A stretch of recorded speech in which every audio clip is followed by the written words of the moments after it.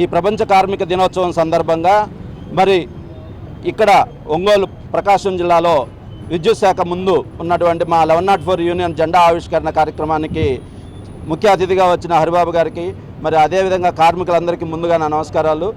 ఈనాటి ఈ కార్మిక దినోత్సవం ఎందుకు జరుపుకుంటారంటే ఆనాడు ఎందరో త్యాగధనుల యొక్క వారి శ్రమశక్తికి 8 గంటల పనిదినానికి నిదర్శనంగా 10 గంటల కోసం చేసినటువంటి పోరాటంలో వాళ్ళు అసూలు బారి వారి యొక్క రక్త తర్పణం నుంచి ఉద్భవించినటువంటి ఈ ఎర్ర జెండా దీనికి ప్రతీకగా ప్రతి సంవత్సరం మేడే 1వ తేదీన మేడే కార్యక్రమం జరుపుకుంటారు.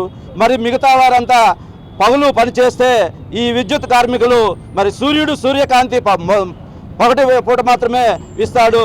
కానీ ఈ విద్యుత్ కార్మికులు రాత్రిపూట అందరూ నిద్రపోయే తనాల్లో మేలుకొని వారికి వెలుగును పంచుతున్నటువంటి ఈ కార్మికులకు మరి ఈరోజు ఈ మేడే శుభాకాంక్షలు తెలియజేస్తా ఉన్నాం. ఆ యూనియన్ తరఫున ఈ కార్మికులకు మేడే శుభాకాంక్షలు తెలపడం కోసం నన్ను ముఖ్య అతిథిగా ఆహ్వానించారు. మొట్టమొదట ఆలోచన చేయాల్సింది ఏంటంటే మేడే అనేటువంటిది ఇప్పుడే చెప్పారు. ఒకప్పుడు కార్మికులని ఎన్ని గంటలు పని చేయించినా కూడా అడిగేటువంటి హక్కు కూడా లేకుండా ఉన్న టైంలో చాలామంది పెద్దవాళ్ళందరూ త్యాగదనులందరూ త్యాగం చేసి ఈ యొక్క 8 గంటల పని దినాలు, అదేవిధంగా పనికి తగినటువంటి జీతము, అదేవిధంగా ఇటువంటి హక్కులన్నీ కల్పించారు.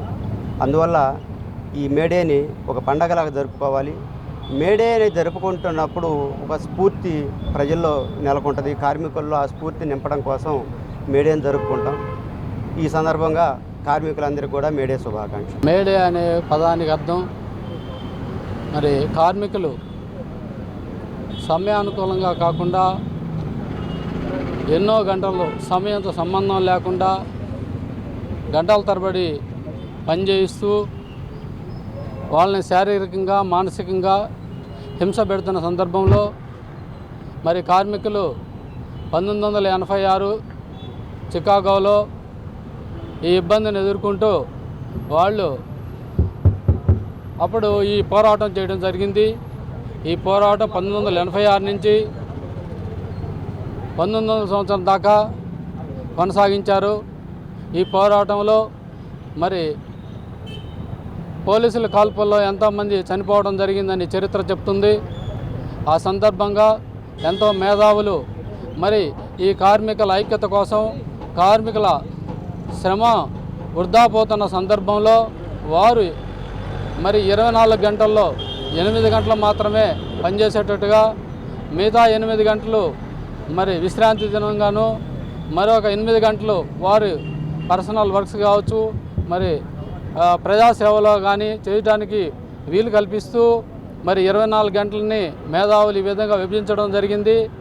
మరి ఈ 8 గంటల వర్క్ అనేది మరి 1900 సంవత్సరం నుంచి కూడా కొనసాగుతూ ఈరోజు ప్రపంచవ్యాప్తంగా ఇదే పని గంటలను మరి కేటాయించి ఇదే సందర్భంలో ఈనాటికి కూడా కొనసాగుతుంది. మరి ఈ మేడే సందర్భంలో కార్మికులందరూ కూడా ఈ యొక్క కార్యక్రమాన్ని ప్రతి సంవత్సరము మరి ఈ మేడే రోజు అందరూ కార్మికులందరూ కూడా హాజరయ్యి ఈ యొక్క కార్యక్రమాన్ని జయప్రదం చేయవలసింది కోరుకుంటున్నాం. మరి ఈ యొక్క కార్యక్రమానికి మన Ongole divisional executive engineer Makineni Haribabu గారు వారి ఎన్నో పనులున్నా అవి పక్కన పెట్టి మన యొక్క కార్యక్రమానికి విచ్చేసినందుకు మన కార్మికుల తరఫున ఒంగోలు డివిజన్ తరఫున వారికి ధన్యవాదాలు తెలియజేసుకుంటున్నాను.